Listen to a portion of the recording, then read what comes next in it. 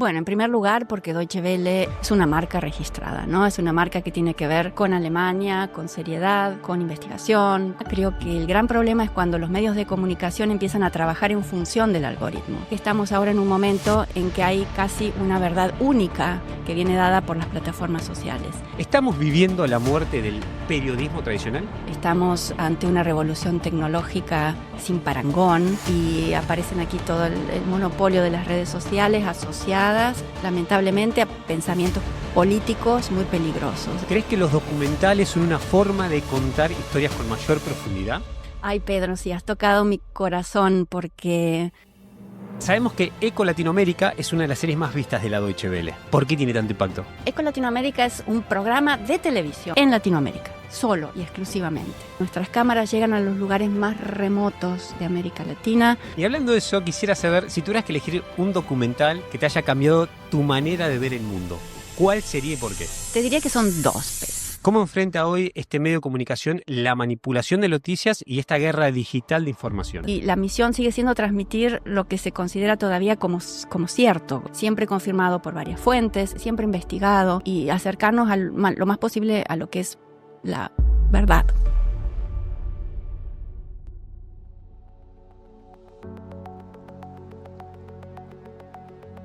Verónica Marchiaro es periodista y directora de documentales en la Deutsche Welle en español. Con más de 20 años de experiencia, lidera Eco Latinoamérica y series digitales que exploran temas como la crisis climática y los derechos humanos. Bienvenida, Verónica, a La Vida de Nosotros. ¿Cómo estás? Hola, Pedro. Encantada de estar acá. Muy contenta. Feliz. Yo también, muy contento. Primero porque como periodista, admiro tu trabajo. Sé que sos documentalista y aparte liderás equipos internacionales de comunicación, viajando por todos lados. Pero algo importante que le quiero decir a la gente, pero lo que hay que saber es que, claro, estamos en una época donde hoy el periodismo tradicional compite en plataformas digitales al mismo tiempo que con una fake news o contenidos virales que quizás no son relevantes para nuestra historia. Entonces tenemos que saber qué es fiable o no. En base a eso, te paso a hacer la primera pregunta, Vero. ¿Estamos viviendo la muerte del periodismo tradicional? Hey, te interrumpo un momentín para pedirte que te suscribas ahora y hagas clic en la campanita para que nunca más te pierdas nada de La Vida de Nosotros. Ahora sí, sigue disfrutando de nuestro contenido. Wow, qué pregunta, Pedro, para comenzar. Yo creo que no. O sea, quizás sea demasiado optimista, pero creo que no. Sí estamos ante un nuevo mazo de cartas que ha sido revuelto. Estamos ante una revolución tecnológica sin parangón. Si comparamos, obviamente, la revolución tecnológica que tuvo que ver con la aparición de la imprenta, la telefonía, Internet. Siempre han sido momentos de quiebre donde hubo que volver a repensarlo todo. Pero esto es inédito ¿en qué sentido? En que hablamos de la posverdad. Mucho se habló de la posverdad.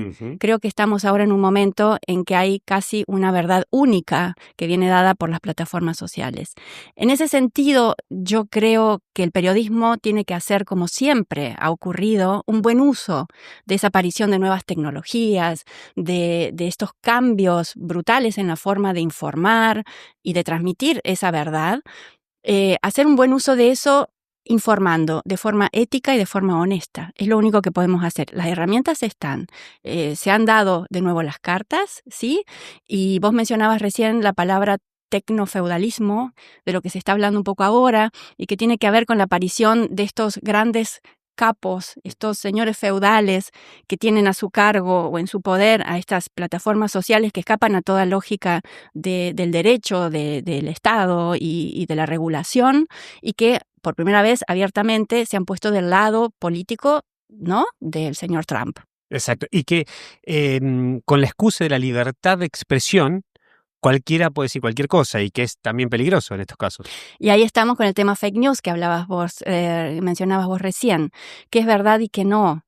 Para eso está el fact check, que ahora el señor Zuckerberg acaba de eliminarlo, ¿no?, de Meta. Pero bueno, ¿qué es la misión de los medios? Yo creo que eso tenemos que asumir nosotros, saber qué es real, qué es fake y tratás de desmontar esas mentiras con las cuales se trata de crear una verdad y lamentablemente de hacer política que pone, ¿no?, en crisis un poco a la democracia. Totalmente. De eso hablamos en otro capítulo con Mariluz Moraleda, así que también lo pueden ir a ver.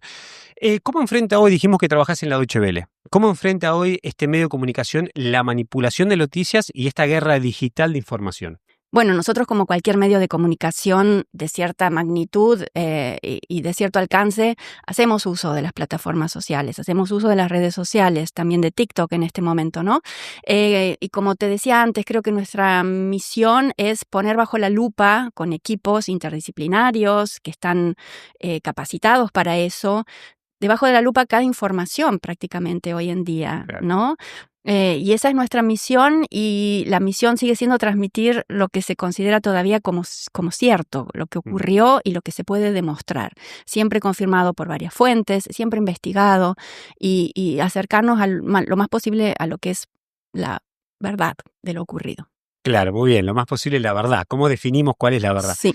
Se hablan de algoritmos y burbujas informativas, donde a los usuarios cada vez nos va llegando de nuestros intereses. Entonces, ¿cómo escapa ahí un medio de comunicación? O si sabes cómo se puede hacer para salir de esas burbujas y poder llegar a otro tipo de información. Bueno, eso es difícil porque no escapamos al algoritmo, nadie escapa a eso. Claro. Y el problema, creo que el gran problema es cuando los medios de comunicación empiezan a trabajar en función del algoritmo.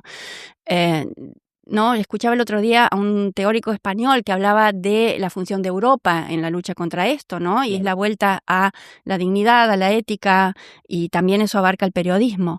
Creo que ese es un factor muy importante que no podemos perder de vista, y no trabajar al servicio del algoritmo y de las redes sociales, sino, como te decía al inicio, hacer uso de eso, pero con un fin humano, ético, de informar, que al final es lo que siempre hizo la prensa, o era, ¿no?, la finalidad del periodista desde siempre. Hoy sabemos que Google, Facebook, lo acabas de decir recién, lo que hizo Meta, y X o TikTok deciden qué vemos y qué no. Y decís esto, que trabajamos para el algoritmo. ¿Crees que somos rehenes de estas plataformas? No creo que somos rehenes. ¿Sabes, Pedro, qué me llamó mucho la atención? Que una vez que asumió Trump, ¿no? Por ejemplo, mi propio feed de Instagram venía siendo una cosa aburrida, ¿no? Y yo solamente veía ahí ejercicios de fuerza y decía, ¿y esto por qué me está saliendo? Bueno, algoritmo, ¿no? Pero de pronto asumió Trump, ¿y qué pasó? Empezaron a aparecer de nuevo comentarios de medios que hacen uso de las plataformas sociales, de análisis, ¿no? De mira. interpretación, de qué está pasando, qué quiso decir esto y lo otro. Y dije, wow, bueno, no somos tan víctimas del algoritmo, porque también el algoritmo de pronto está permitiendo que haya, no te voy a decir información de resistencia ni nada, pero análisis de lo que pasa, herramientas para uno pueda sacar sus propias conclusiones. Eso me pareció muy interesante. No creo que seamos víctimas, y debemos resistirnos como individuos, como consumidores, usuarios de redes, y también los medios, ¿no? Los medios tradicionales. De comunicación, claro. Y hablando de medios de comunicación, y esto que hablamos de la crisis informática, ¿crees que los documentales son una forma de contar historias con mayor profundidad? Ay, Pedro, sí, has tocado mi corazón, porque yo creo que esa es mi gran esperanza, y es que las historias de vida, ¿no?, de seres, de organizaciones, sucesos, vuelvan a tomar protagonismo. Yo creo que nunca lo han dejado de tener, en realidad, porque si, por ejemplo, comprobamos lo que son ciertos canales de YouTube, donde hay documentales, en la misma Deutsche Welle en español, es donde más seguidores tenemos, donde más comentarios hay, donde más interacción hay. Quiere decir que ahí nunca se desdibujó ese interés de la gente. Pero yo creo que vamos a volver a eso, a esa narrativa larga, tranquila, no la de un minuto, donde te ponen en 2 titulares, sin más, sin análisis, ¿no?, lo que acaba de pasar, y si eso sí es verdad, volviendo a lo que hablábamos. Creo que es un formato, el documental, el registro documental, que volverá a cobrar fuerza la narrativa de historias largas, donde la gente puede sentarse y decir, ok, yo creo en esto que estoy viendo. Vos sabés que estaba mirando hoy en YouTube, y este Deutsche Welle en español, documentales, tiene más de 5 millones de suscriptores. Así es. ¿Quieres ser parte de la vida de nosotros? Suscríbete a nuestro canal de YouTube y dale click a la campanita para que no te pierdas ninguno de nuestros capítulos. Ahora sí, te dejo para que sigas disfrutando de este episodio. Y es cierto, por lo que me contaste, es uno de los canales más fuertes hoy de la Deutsche Welle, ¿verdad? Sí, así es. En español, ¿eh? En español, sí. ¿Qué diferencian los documentales de la Deutsche Welle ¿qué los diferencia con los contenidos virales? O sea, ¿por qué crees que tienen tanta fuerza o tanta llegada al público? Bueno, en primer lugar, porque Deutsche Welle es una marca registrada, ¿no? Es una marca que tiene que ver con Alemania, con seriedad, con investigación, con periodismo profesional, y creo que hemos dado cuenta de ¿Está eso. asociada al Made in Germany? Al Made in Germany, Made claro. in Germany. Absolutamente. Made in Germany y nosotros somos Made for Minds, ¿no? Exacto. Y entonces esos cerebros, ¿no? Son los que nosotros ya buscamos como usuarios, como destinatarios, ¿no? Sí. Y creo que sí, que obviamente esa marca registrada también se ha ocupado de mantener esa ética periodística de la que te hablaba antes, ¿no? Y por eso tenemos tan buenos documentales, porque hay investigación, porque hay seriedad, porque siempre hay dos fuentes, porque tratamos de no hacer, o sea, no hacemos ideología, sino que retratamos lo que existe, ¿no? De forma de reportajes, de noticias, documentales. Esto es lo que hay, ¿no?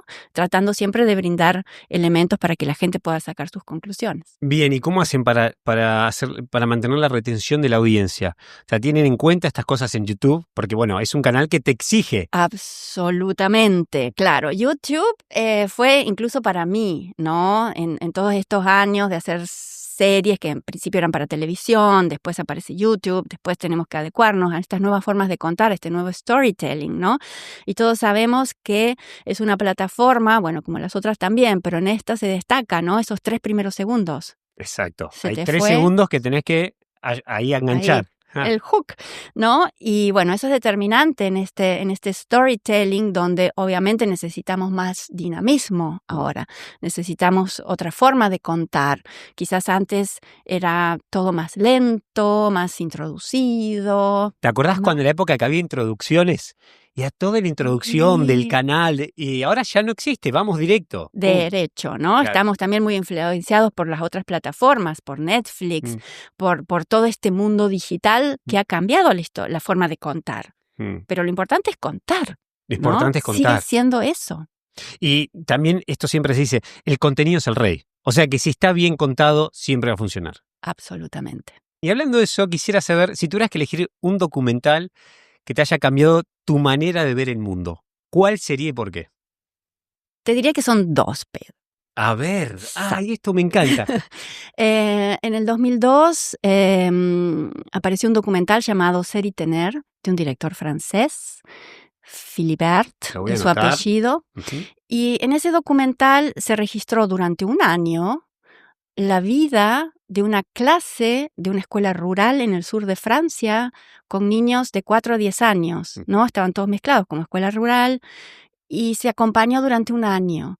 Y la grandeza de ese documental, además del nombre, que ya lo dice todo, ¿no? Ser y tener. Ni siquiera es una disyuntiva ser o tener, es ser y tener. Ser y tener. Entonces acompaña esta cámara de una forma tan delicada, tan anónima, que vos por momento dudás de que eso sea un documental, parece más bien ser una ficción, pero era un documental, fue premiado en Cannes. Y el otro es argentino, Memorias del Saqueo, de nuestro gran Pino Solanas, sobre un momento fatídico de nuestro país, que ha quedado en nuestra memoria para siempre y continuará marcando, ¿no? Un antes y un después. Perdón, ¿estuviste en Argentina para esa época? Estaba de casualidad. Estaba en el 2001 en diciembre de casualidad con mi padre y entonces, bueno, lo viví, la verdad que de primera mano. Sí. Sí, bueno, como todos los argentinos, ¿no? Pero estaba justamente ahí, en Argentina. Sí. Bien, ok, entonces Ser y Tener, documental francés, y el saqueo de Memorias del Saqueo. Memorias del Saqueo de Pino Solanas. Me encanta, así que ya cuando termine la entrevista lo voy a buscar y lo voy a guardar ahí. Recomendable, para ver. sí. Tal cual. Sabemos que Eco Latinoamérica es una de las series más vistas de la Deutsche Welle, ¿sí? ¿De qué se trata y por qué tiene tanto impacto? Bueno, Eco Latinoamérica es un programa de televisión, todavía. Okay. ¿Todavía? ¿Se banca la televisión? Sí, que tiene un montón de canales asociados en Latinoamérica, más de 60, que se ve por cable, y es todavía un magazine, lo que se entiende como un magazine, con presentadores, y los temas que abordamos ahí son medioambientales. Bien. Pero son temas no desde la ciencia y el medio ambiente, sino desde los seres humanos desde las organizaciones y los individuos que están trabajando en mantener ese medio ambiente en Latinoamérica, solo y exclusivamente. Entonces, tenemos la gran fortuna de que con nuestros colaboradores allá, nuestras cámaras llegan a los lugares más remotos de América Latina. Entrevistamos a las personas quizás más desconocidas, sí, pero donde el vecino se identifica porque dice, ay, mira lo que está haciendo Juan, ¿no? Claro. Que yo no lo sabía. Y nos enfocamos en este tipo de proyectos en su escalabilidad. Es decir, ¿qué sirve en Bolivia, en el desierto boliviano, que pueda servir quizás en el desierto de Sonora? Y creo que ahí está la gran repercusión, en que humanizamos el medio ambiente y, por supuesto, claro, la naturaleza y el mismo, ¿no? Medio ambiente son los protagonistas, pero a través de las personas. ¿Cómo se eligen estas historias? Porque me surgió esta pregunta cuando lo empecé a Ujú. ver. ¿Cómo empieza la etapa de producción? Sé que tenés un equipo, como dije recién, internacional, que después quiero que me cuentes cómo es liderar de personas de tantas culturas, pero cuando empieza la idea, cómo se hace la primera investigación, cuando se definen los temas y luego el proceso. Si me puedes dar así como una Ujú. especie de línea de tiempo. Bueno, eso es mucho trabajo de investigación, de recherche aquí, pero también lo hacen nuestros colaboradores en América Latina. Yo siempre parto de la base de que, claro, sí, Google y el ratón son una buena forma de llegar a la información, pero qué mejor que un periodista que está ahí in situ, Claro. que tiene acceso a los medios nacionales, locales, regionales y también a los líderes ambientales, a las A organizaciones. las organizaciones sociales que están Exactamente. trabajando en estos lugares. Exactamente. Entonces nos llega un aluvión de propuestas de temas, también de los mismos usuarios, a través de nuestro correo, temas encantadores, maravillosos. Perdón, ¿y eso ustedes tienen ahí alguien que los va revisando y dice, che, este tema puede ser? Así Ah, nos van mirá. mandando todo el correo de usuarios, de televidentes, y nosotros ahí también vamos detectando temas, le preguntamos a los colaboradores locales, che, ¿conoces esto y no sé qué? Y bueno, y así se van haciendo los reportajes. Algunos son documentales maravillosos y como te digo, siempre, ¿no? Le llamamos ecohéroes, ¿no? Tenemos una sección llamada así. Son individuos o grupos que pueden tener un emprendimiento para reciclar plástico o para reciclar textiles o para salvar delfines rosados de Bolivia. No te puedo Es creer. maravilloso. Es maravilloso. Sí. Bueno, quiero que me cuentes de Costa Rica. Déjame que primero le cuento a los oyentes, estamos con Verónica Marchiaro, ella es periodista y documentalista en la Deutsche Welle y estuvo, la semana pasada, llegó hace una semana en Costa Rica, donde vi unas fotos espectaculares en la selva, que decía, mirá dónde está, por favor, esta mujer, en unas lanchas ahí. Así que bueno, hablamos un poquito de la experiencia y qué fueron a contar, qué fueron a cubrir. Maravilloso ese viaje. Tuve la suerte, la fortuna, estoy muy agradecida de haber podido ir a Costa Rica. Hicimos en total 5 reportajes en muy poco tiempo, fue récord, con un equipo local, que son, digamos, los chicos que trabajan habitualmente con nosotros para Eco Latinoamérica, y estuvimos en el humedal de Sierpe, que es en el Pacífico Sur, una zona de manglares impresionante, el mayor bosque de manglar de Costa Rica y de Centroamérica, te diría. Y ahí estuvimos retratando cómo organizaciones y comunidades luchan para defender ese enorme ecosistema, fuente de vida y de economía para esas comunidades, y lamentablemente cómo el mar está avanzando y se lo está comiendo. Te digo que las imágenes de esa frontera del manglar cuando da con el Pacífico es terrorífico porque ahí ves realmente muerte y da miedo eso. Y el otro gran tema maravilloso que a mí personalmente me llega mucho, digamos, al corazón, es la restitución, la reconstrucción del arrecife de corales del Pacífico Sur, que ha sido devastado casi en un 90% después de los últimos fenómenos del Niño, y que este grupo de personas de la Costa Rica Coral Restoration trabajan día a día para restaurarlo, tanto desde un laboratorio donde hacen reproducción de corales, tienen un vivero debajo del mar. Sí, es un trabajo espectacular. Y de eso espero poder hacer un documental más largo de 20-25 minutos. ¿Esto para cuándo va a salir? No te puedo decir, pero van a salir poco a poco, todos los reportajes. De los corales a más tardar en junio, porque ahí es la Conferencia de los Océanos en Francia, organizada por Costa Rica y por Francia. bajo el marco de la ONU, por supuesto, y creo que es realmente algo que sería muy lindo poder tener para esa ocasión, Tal ya cual. publicado. Qué hermoso te lo contás, porque esas historias a mí me llegan de esta manera, a través de la Deutsche Welle, si no tengo idea de toda esta historia, así Lindo. que me encanta, Qué qué lindo, bueno que qué está. alegría. Quiero volver a esta pregunta, ¿cómo haces entonces para liderar estos equipos? Bueno, es muy lindo, es un trabajo O sea, vos tenés Sí. un equipo acá, estamos en Berlín, trabajás en las oficinas de Deutsche Welle en Berlín y tenés un equipo acá, que me imagino son guionistas, investigadores, y después, bueno, las personas que están en campo, en tierra. Sí. ¿Cómo manejas todo eso? La verdad que es un equipo muy grande. Yo trabajo con mi colega Carmen. Las dos estamos al frente de este programa. Y aquí en Berlín tenemos, bueno, un equipo interdisciplinario. Son mayormente todos latinoamericanos o españoles, ¿no? Porque de vez en español es eso, Latinoamérica y muchos colegas de España. He tenido también la fortuna ahora de sumar al equipo a autores alemanes de la misma Deutsche Welle. Y luego ya en América Latina, claro, es una paleta muy grande de autores, camarógrafos, videoreporteros. Siempre aparece alguien nuevo, por supuesto, ¿no? Claro. Creo que el tema siempre difícil detrás de todo esto no es tanto lo humano. Lo humano no es un problema ahí, nos entendemos todos somos igualmente, digamos, del mismo palo. Exacto, el mismo palo, entonces se entiende. Eso, Bien. ¿no? Creo que lo más difícil ahí es siempre mantener, y con esto volvemos al inicio de la entrevista, la ética, corroborar los datos, Claro. no siempre chequear con varias fuentes, es decir, no contar cosas falsas o que no son, o no, a veces puede pasar, no deliberadamente. No, exacto, un error de comunicación, un error de información, Exacto. y esa es la parte difícil, chequear 20 veces las cosas. Así es. Bueno, así es, por eso tiene tanto éxito, porque si quieren ver cosas con cierto peso de verdad, de realmente buscado, bueno, acá, este canal.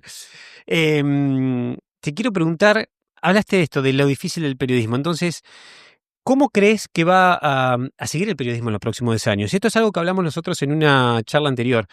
¿Cómo pensás cuál es el futuro del periodismo? Bueno, ahí sí te puedo decir que personalmente, y eso lo digo a título personal, a veces sí me da un poquito de miedo lo que pueda ser el futuro del trabajo del periodista. Uh-huh. O mejor dicho, de esa profesión, de la existencia de esa profesión, ¿no? Es una profesión, como todos sabemos, que, o sea, no hace falta ser estudiado para ejercerla, ¿no? Basta vocación, empeño, ganas. Curiosidad, todo eso, ¿no? Y saber un poco de todo, y bueno. Pero claro, ahora tenemos estas herramientas como la inteligencia artificial, ¿no? Donde ya se hacen traducciones, donde aparece un locutor que es una máquina y vos decís, ok, ¿este es una máquina o es mi colega que ayer estaba trabajando conmigo? ¿No? Entonces, esa es la frontera donde a mí me da un poquito de miedo, y si pienso, por ejemplo, en mis hijos, bueno, ¿qué mundo laboral les espera? claro. Eso es donde yo me hago preguntas, pero no desde lo pesimista, sino decir, bueno, ¿cómo vamos a utilizar esas herramientas de forma positiva? La pregunta es, ¿habrá trabajo para todos mañana? En lo que sea, ¿no? Pero bueno, yo soy optimista y creo que sí. Me encanta, porque yo soy optimista también, pero es una gran pregunta. ¿Va a haber trabajo para todos? Creo que la inteligencia artificial está cambiando las cosas. Hay que saber usarla, Así es. La próxima pregunta que te hago es si el periodismo independiente será la única vía para la verdad. Oh, qué pregunta, Pedro. Me dejas pensando. Yo creo que va a ser una gran e importantísima, como lo fue siempre, herramienta para seguir defendiendo esa verdad. De ahí yo tacharía ideología, ¿no? Independiente no debería significar ideología, sino esa búsqueda de la verdad, de esclarecer a la gente. Creo, por otro lado, que los medios tradicionales, como te decía antes, deben volver o continuar con esa búsqueda, ¿no? Y deben velar por eso, porque si no, en este mundo donde vemos que cada vez más las noticias están regidas por algoritmos que dicen qué podemos leer, qué no, discursos de odio, que a su vez están, digamos, monopolizados desde redes que pertenecen a una persona, que a su vez maneja el algoritmo. Entonces ya uno, bueno, no sabe, ¿no? Y creo que en el fondo de todo es defender la libertad del individuo y la democracia liberal como la conocemos en Europa. Y creo que ahora Europa, creo que me fui por las ramas, pero creo que Europa juega ahí un rol muy importante, y también desde ese periodismo independiente del que vos me hablas.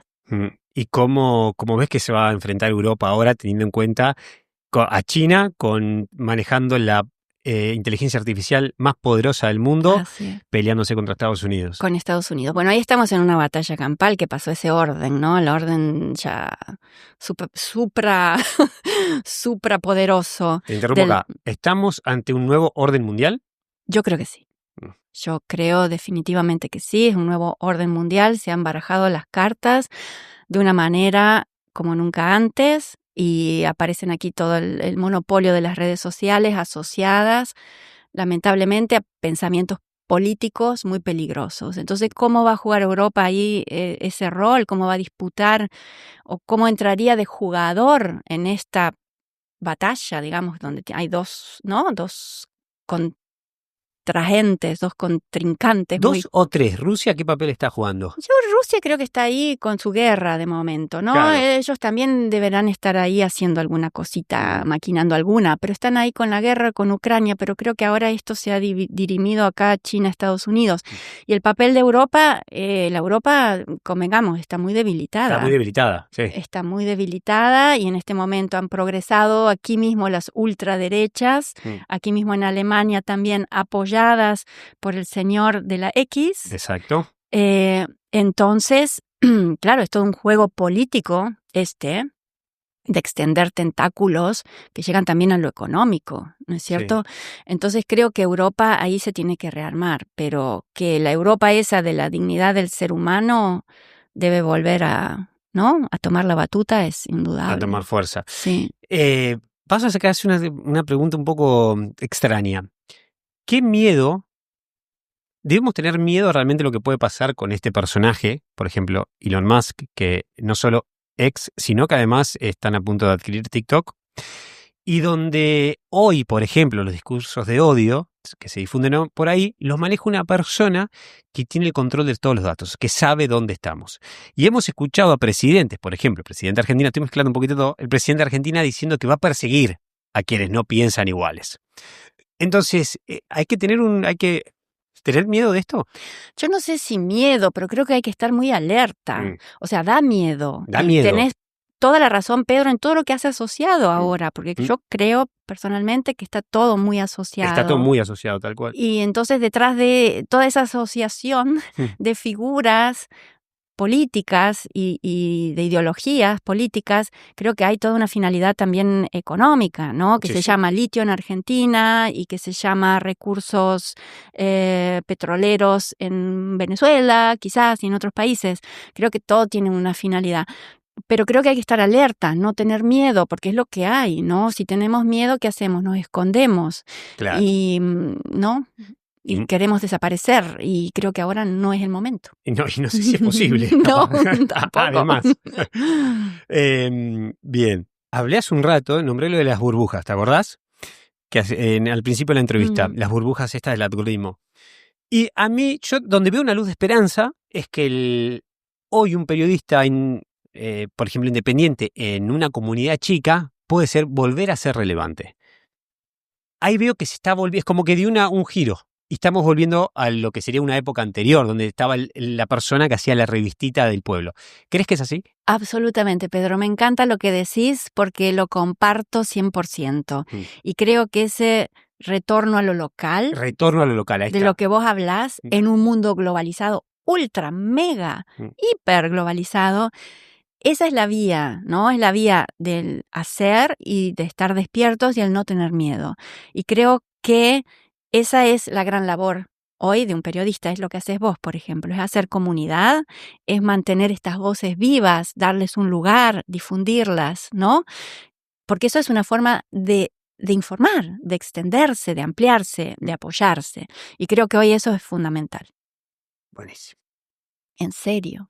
Sí, no, y En aparte, serio. a mí me suena un poco romántico, pero esto de volver a ese medio chiquito, ¿viste? Del Me pueblo. encanta. En El pueblo serio. ganadero que tenía su revistita. En serio, porque además, ¿cómo empezamos todos? Bueno, no sé vos, ¿no? Porque vos sos más joven que yo, pero ¿cómo se empezaba en la escuela? Con la revistita del centro de estudiantes. Tal cual. ¿no? O los 2 programas del radio del pueblo que... Así, Sí. ¿no? Y yo creo que eso, y ese es también el uso positivo de la tecnología que podemos hacer, ¿no? No es mala per se la tecnología y todos los desarrollos que nos están apabullando, porque deben andar ya por la inteligencia artificial número 5, 10, 20, Sí, y no lo sabemos. Pero eso es ese trabajo de nuevo en lo local que hace efecto a nivel global, el efecto mariposa. Ahí está, muy bien, me encantó. Sí.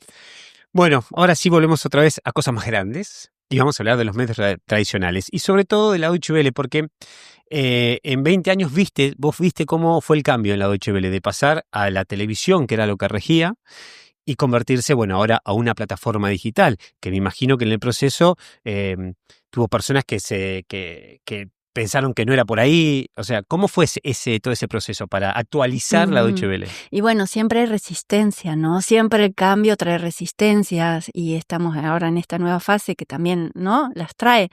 Pero bueno, siempre hay que hacer, como digo, el uso positivo de esa novedad, de ese cambio, de esa ruptura, y todavía estamos en proceso de transición, te diría yo, porque la televisión en América Latina, yo acabo de venir de ahí, se ve todavía. Se sigue viendo. Se ve, vos entras a un restaurante, a un café, está la tele prendida todavía en el living de una casa, y yo lo encuentro muy romántico, muy lindo a eso, pero sabemos que tal vez la televisión, así como la entendíamos y la conocimos, tiene quizás sus años contados. Aquí ya, por ejemplo, no está más la tele. ¿Quién mira la tele? ¿No? Pero bueno, allá sí. Entonces, bueno, estamos en un proceso de transición con todo lo que eso conlleva y de lo que vos me preguntabas antes, que es también cambiar la forma de narrar. Quizás no una noticia dura, pasó esto o se espera tal cosa mañana, sino en contar las historias, ¿no? Y ese es el gran desafío, porque además hemos visto que el llamado usuario de YouTube, de las redes, ya también sabe. Entonces vos ves, por ejemplo, en los comentarios de los usuarios, dicen, en el minuto 3 el sonido estaba mal, o en el minuto 5 no funciona ahí el cambio del personaje. Entonces estás ante un público que tiene un ojo ya entrenado y una comprensión entrenada. Entonces eso es un gran desafío. Eso es un enorme desafío. Sí, es un ojo crítico. Y bueno, leer los comentarios en estas plataformas es una locura también, porque tenés personas que te van marcando el error, tenés los haters, que es otro tema aparte. ¿Cómo se lidia con eso? Bueno, dejándolos vivir, diría yo.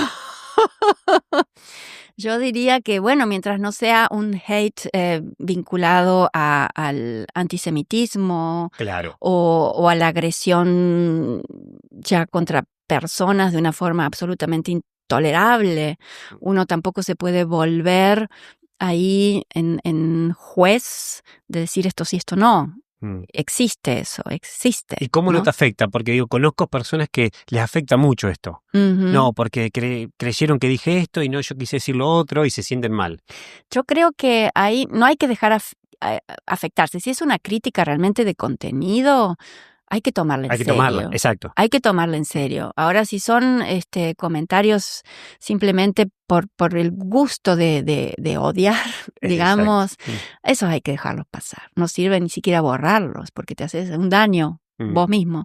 Pero creo que si realmente son cuestiones de contenido, donde te cuestionan, hay que tomarlo en serio para que tu próximo producto sea mejor y no cometer ese error o lo que alguien consideró un error, ¿no? Bien. Bueno, ahora sí, Vero, si me permitís, ya quiero entrar en un plano más íntimo y ir a tu historia personal. Sí. ¿Se puede? Sí, se puede. Adelante. Bueno, ¿sexo cordobesa? ¿Se siente en esa tonada? Bueno, soy una cordobesa trucha. Lo digo a cámara, sí. Bueno, yo nací en Santa Fe. Nací en el norte de Santa Fe, en un pueblo muy chiquitito llamado San Guillermo. Realmente cuando digo chiquitito es chiquitito, allí medio en la pampa ya seca, hacia Santiago del Estero. Y luego me fui, como casi la mayoría de todos los chicos, terminar la secundaria, a estudiar a Córdoba, porque es la ciudad más cercana. Ah, ok. Entonces, claro, mi familia se mudó ahí también, y yo estudié en Córdoba, pero viví 7 años apenas en Córdoba. Y sin embargo, me acordobesé, me nacionalicé cordobesa, lo digo con mucho orgullo, y es, bueno, un lugar que tengo en mi corazón porque estudié en la Universidad Nacional de Córdoba y llegué a trabajar en los medios cordobeses, en los SRT, y todo lo que aprendí, lo aprendí ahí. Bien, ¿cuándo fue que te venís para Alemania? Y me vine muy pronto, en el año 95 fue mi primer paso por acá, porque yo estaba trabajando en Córdoba y bueno, se fundió la provincia, digamos, la provincia completa, fundida, el Banco Social. Entonces, bueno, me quedé sin trabajo y mi compañero en ese momento estaba aquí haciendo unas prácticas de cine y me vine así un poco como, decir, un año sabático a pasear, a aprender el idioma, a ver Europa por primera vez. ¿Pero dónde está? O sea, fue a Europa, no a Alemania.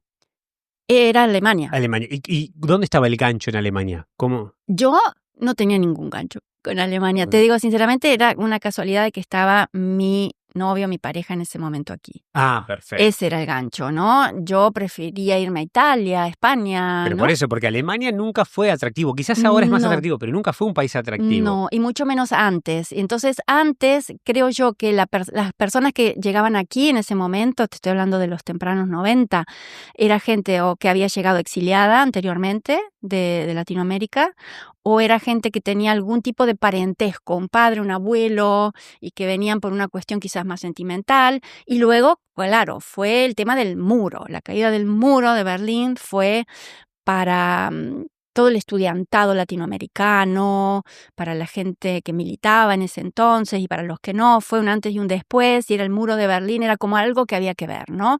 Entonces yo llegué en el 95, dije, bueno, sí, me gusta, volví a Argentina, levanté todas mis cosas y me vine ya con la idea de quedarme un año, aprender el idioma y, bueno, y ver. Y era todo muy diferente a lo que es ahora, y muy prontamente, en el curso del primer año, conseguí ya mi trabajo en Deutsche Welle.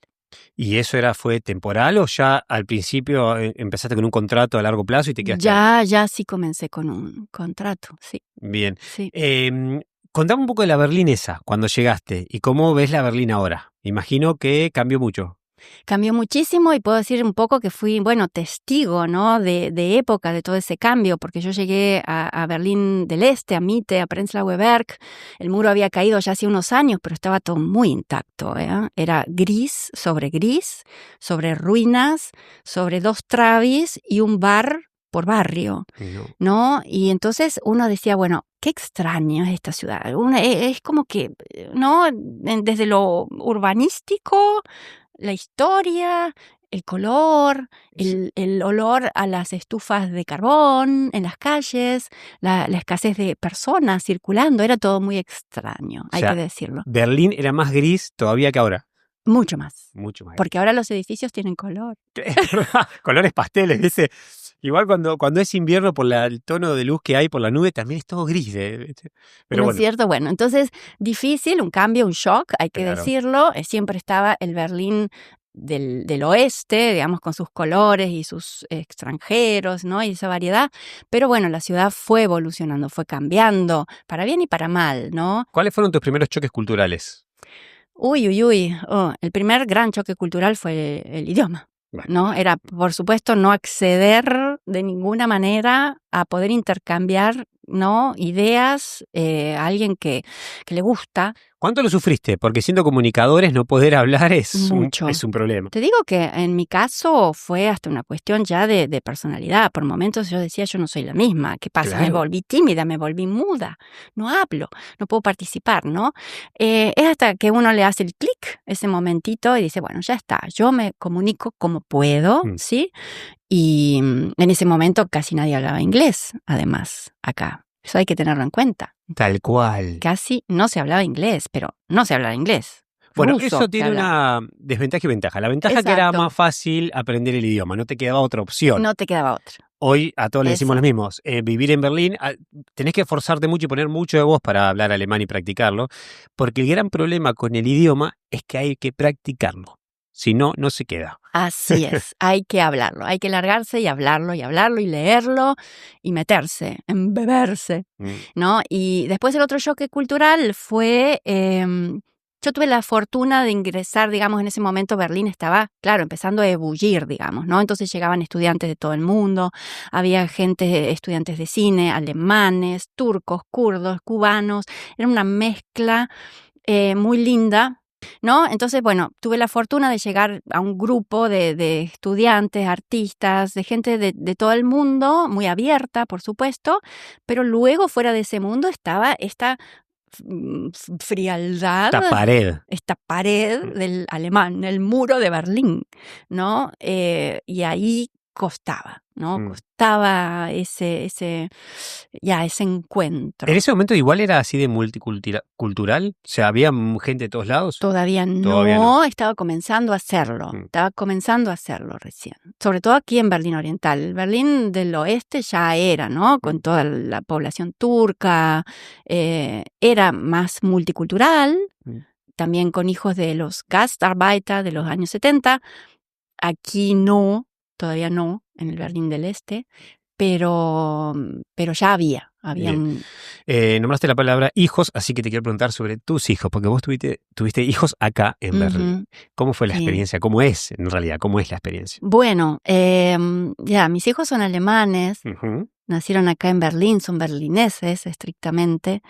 Es, desde mi punto de vista, ¿no? Fue difícil. Esa experiencia que es única en la vida de la maternidad, lejos de mi familia, claro. ¿sí? Por fortuna sí he tenido un montón de amigos y una red social de contención y de apoyo y de ayuda, pero claro, es un momento difícil, donde a veces te sentís muy solo, sobre todo porque no manejas los códigos respecto a eso, ¿no? Y porque creo que también en muchos puntos la noción de familia es bastante diferente aquí. Y bueno, entonces es un proceso nuevo de adaptación, pero digamos, nada fuera de serie que no se pueda lograr, digamos. Bien. Pero claro, son muchos cambios para uno a nivel personal, con la ampliación, ¿no? de la familia, que tenés que ir acompañando con la vida social. ¿Y cómo es criarlos en un lugar donde la cultura es muy diferente a la tuya? Eso es muy difícil. Eso para mí creo que sí que es difícil porque, bueno, no solo que en la escuela se enseña diferente, ¿sí? Sino que, bueno, que los niños van creciendo en este mundo bicultural, ¿no? Con bilingüismo, y entonces van como switcheando entre los dos mundos, y es algo que uno también como adulto tiene que hacer, pero no es migrante. Ellos nacieron aquí, ¿no? Claro, para ellos es diferente. Para ellos es diferente. Y a veces en ese switch están más de un lado y a veces más del otro, ¿no? Y bueno, uno tiene que ahí aprender de ellos también y llevarlos, conducirlos en la medida que se pueda, pero también ir aprendiendo de ellos. Te quiero hacer una pregunta ahora un poco más difícil o profunda, que tiene que ver con la discriminación. Y quiero saber si se vive acá la discriminación. Es buena pregunta, es un dedo en la llaga. Okay, perdón. Pedro, no, está muy bien. Yo creo que sí, yo creo que hay discriminación en general. Creo que todos la hemos vivido como migrantes, porque somos eso, somos migrantes. El tema es cuando niños que han nacido aquí, ¿no? Sean los míos, sean cualesquiera, también la sufren de alguna manera, ¿no? En la escuela. Entonces, la pregunta es realmente si esta sociedad está realmente preparada, como dice, para incluir a esos migrantes. Yo creo que Alemania está en un momento como lo fue la Argentina por allá por el 1890, ¿sí? Cuando Argentina convocó a los migrantes europeos, sobre todo, a venir a poblar, a trabajar. Fue una migración, digamos, dirigida. Hoy Alemania pretende hacer lo mismo porque necesita migración cualificada, ¿sí? Por lo que todos ya sabemos, aquí la población envejeció, va a haber 7 millones de puestos sin cubrir al 2050. Es una gran preocupación. pero creo que todo eso que se está haciendo a nivel, digamos, gubernamental hacia afuera, no va acompañado por la población, y por eso tenemos también este avance de la ultraderecha, Totalmente ¿no? de acuerdo. Entonces ahí me pregunto qué se puede hacer en ese punto. Porque una cosa, digo, puede ser el bullying que pueden sufrir los chicos de chiquitos, porque otro chico hace bullying, todavía con la edad que tienen no saben que están haciendo bullying o es un juego. O vos decís que hay una línea todavía un poco más profunda donde se ve quizás ya en los padres o en el mismo colegio, que en medio es una discriminación que de la que no se dan cuenta, no lo sé cómo explicar. Sí, yo creo que la escuela como núcleo social, digamos, está reflejando lo que pasa afuera. Entonces creo que en las escuelas se reproduce eso. Entonces, si hay padres que simpatizan con eso, probablemente en sus casas hablen sobre la migración, sobre el migrante que vive del Estado, sobre gente que no necesitamos acá, que son diferentes, que no se adaptan, todo lo que sabemos, y eso escuchan los chicos y eso lo reproducen en la escuela. Okay. Entonces creo que la labor de la escuela es atender eso, ¿no? Porque se supone que ahí son, ¿no? Gente que sabe de la historia no tan lejana de este país. Sí, y 80 entonces, años de la historia esa, ¿no? Esa fue ayer. Así es. Bueno, si tuvieras que decirle a alguien que está por migrar a Alemania, ¿qué le dirías que va a ser lo más difícil y lo más valioso de la experiencia? Hoy, yo alentaría a la gente, a los chicos de América Latina, profesionales o no, a hacer la experiencia, a intentarlo, ¿no? Siempre que puedan. Creo que lo más difícil va a ser, de lo que hablamos antes, ese choque cultural, ¿no? Porque es grande, no lo vamos a negar. Es otra cultura, es otra forma de pensar, otra forma de trabajar, ¿sí? Otra forma de interpretar las reglas y de aplicarlas, ¿no? Pero si uno tiene el espíritu de adaptarse a eso, de querer hacerlo, ¿no? Si uno tiene las ganas, creo que es una experiencia que vale la pena, porque uno, así sea que se vuelva luego, ¿no? Se va a llevar muchísimas cosas de esto, se va a llevar muchísimas cosas de acá. Este es un país donde la cultura del trabajo es diferente, la cultura de la puntualidad, la cultura del hacer. Este país no se levantó porque sí de las ruinas de la Segunda Guerra Mundial. Entonces, hay un montón de cosas, sí, que tienen que ver eso, con cierto orden, estructura, disciplina, que a veces a nosotros latinos nos falta, que vale la pena, ¿no? Y creo que sí, que esa es la gran ventaja. Y Verónica, para ir cerrando, después de 20 años de historias, creando historias documentales, si tuvieras que elegir una, tu preferida, ¿cuál sería tu documental soñado? Bueno, a mí mi documental soñado se me ocurre como un largo viaje que comenzara por allá por Tijuana y terminara por allá por Tierra del Fuego. De mucho tiempo quizás, sí, cámara en mano, en una van, con un equipo muy copado de gente, grabando historias, retratando esas historias, encontrando poco a poco, país a país, frontera por frontera, a gente que está trabajando en proyectos que dignifiquen al ser humano nuevamente y que protejan el medio ambiente, porque es importante, aunque estemos ante una época de negacionistas del cambio climático, ocurre, está sucediendo. Y si queremos que el mundo exista durante unas décadas más, ese trabajo hay que visibilizarlo y eso me encantaría contar. Buenísimo. Muchas gracias, Verónica, por estar hoy con nosotros y ser parte de la vida de nosotros. Muchas gracias a vos, Pedro, y me encanta ser parte de esta comunidad que estás haciendo vos. Muy bien. Nos vemos. Chau, chau. Chao.